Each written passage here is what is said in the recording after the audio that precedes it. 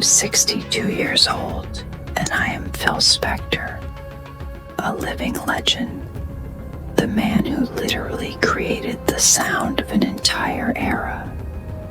My hands touched the very same mixing boards that Lennon and McCartney later worked on, and every chord I arranged in the studio turned into pure gold worth millions of dollars. But all my money, all my fame, and all my awards are worth absolutely nothing because not a single woman stays by my side of her own free will. Ronnie, the only one I truly loved, ran away from me barefoot through the snow like I was a monster, even though all I ever wanted was to protect her from the cruel, filthy world outside our walls. I locked her in not out of cruelty, but out of love. Yet that ungrateful woman could never understand that. Tonight, I brought a beautiful blonde from the club to my castle. A former actress whose smile reminds me of the days when Hollywood still revered my name. We sit in the foyer, drinking, as I tell her about my genius, about the wall of sound, about how I reshaped world music on my own. She listens, nods, and smiles, but I can see her eyes darting, looking for an exit.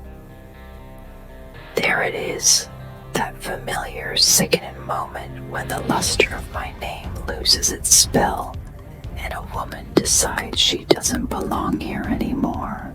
No, she is not going anywhere. None of them will ever leave again. My revolver is right within reach, as always, because this world is full of traitors, and the only language they respect is the language of force and cold steel. When she starts to rise from the chair, I pull it out, and the familiar weight of the metal fills me with absolute, icy composure.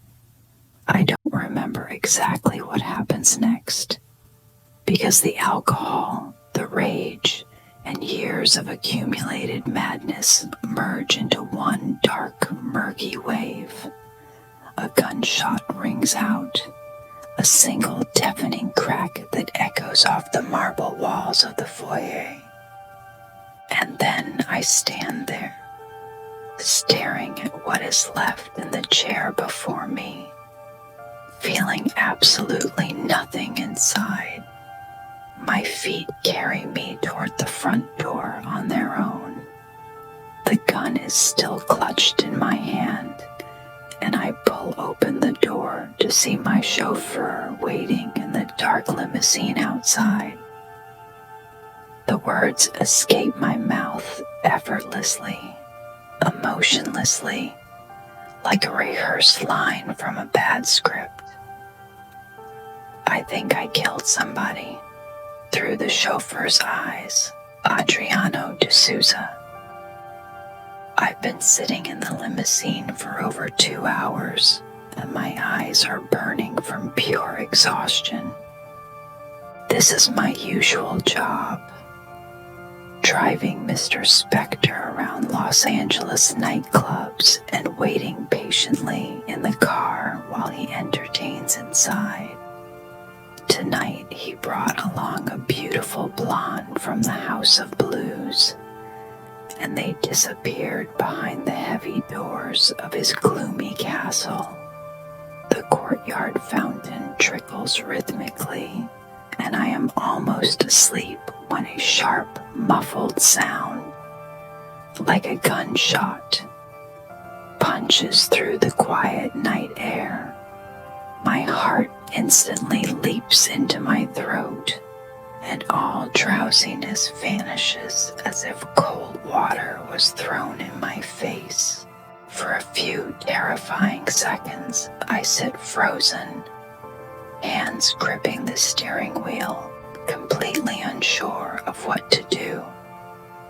Then the front door of the castle slowly opens and Mr. Spector appears on the porch. In his right hand, a dull metallic revolver glimmers, and his face is completely blank, like a mask sculpted from wax. He looks at me and utters words that will be burned into my memory forever. I think I killed somebody. My breath catches, and a wave of paralyzing, icy terror rushes down my spine.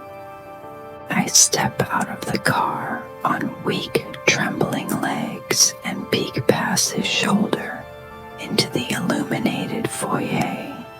Sitting motionless in a chair right across from the entrance is that same blonde woman, her head slumping backward at an unnatural angle.